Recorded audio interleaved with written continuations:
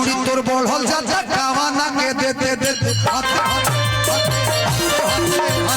हते हते हते हते तू एमना दूर देखो तो हम कहो मैंने सुना ही नहीं क्या बोला कि रे छौड़ी तोर बढ़ल जाता कावाना के देते हते हते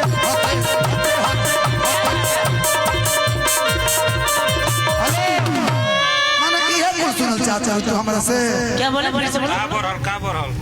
ये चाहता है कि बरमा बना जा एक और गीत पे चंदन यादव जी के कौन तू कौन जवाब देता अरे हमको अच्छा लगता है उनके साथ गाली की ज्यादा गाती हूं तब ना गा रही हूं गा रहे रुके ना हते हते हते हते हते ये मेरा जवाब नहीं है ये मेरा गीत का गाले गीत हां गा मेजर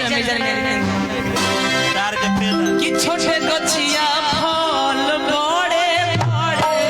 अखिया में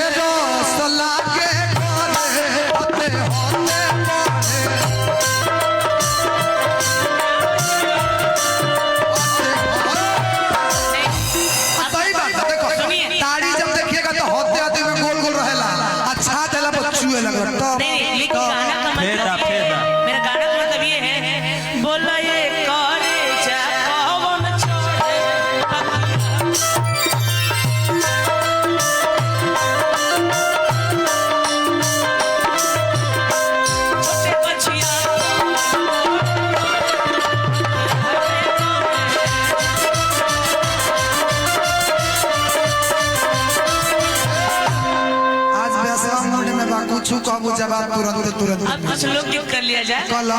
तू जान से करबो मोय में तैयार बनी कर दीदी भैया हम करे खातिर तैयार बनी देखिए पर्सनालिटी भी होना चाहिए लोगों के लवंडा समझो चाहे जवान समझो हमको लगता है भोजपुरी में कोई गायिका सबसे लंबी है तो निशा उपाध्याय जी है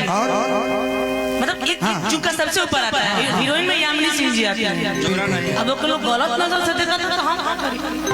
तुम अपने के सोरिया नहीं समझाओ नहीं समझ में आया मुझे घंटा बने के बाद मुंह मोटे ये लोड़ा काव्या जी है तो काव्या रही है बिल्कुल विवादित स्टार और लवंडा बंडा कहने से क्या मतलब है छपरा में खेसारी भैया नाच नाच के स्टार बन गए बिल्कुल कितने बड़े स्टार बन गए उनको तो लोग क्या क्या बोले उन्होंने कोई मैंने नहीं किया हम किस घाट की मूल्य है ना कि छतिये में 6 गोली ठोक देबे नहीं शासन पर शासन के रोक देबे नहीं अपने ही सिस्टम सरकार हमें राजा जी अपने ही सिस्टम सरकार हमें राजा जी लोग दूसरा के लेके घूमता भता हम नहीं कुछ कहता हम नहीं गाना है लोग नया बनता रंगदारों के भता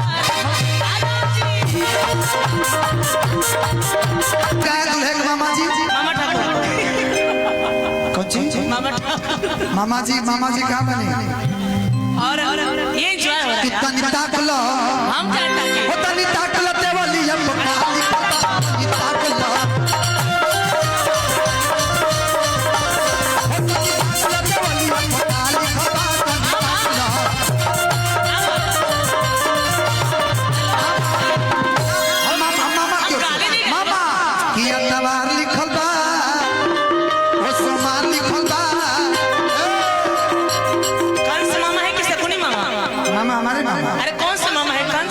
काव्या के बहिनी के 12 गो भता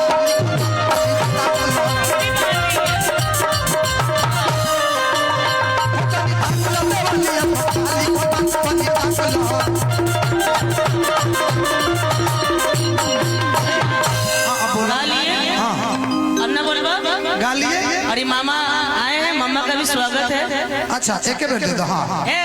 पंडित जी बैठो ना साड़ी भाई तू बैठ ना जा बैठ चला ना तू एगो गीत चंदन जी के बड़ा बढ़िया है कौन जो बनावा गोरी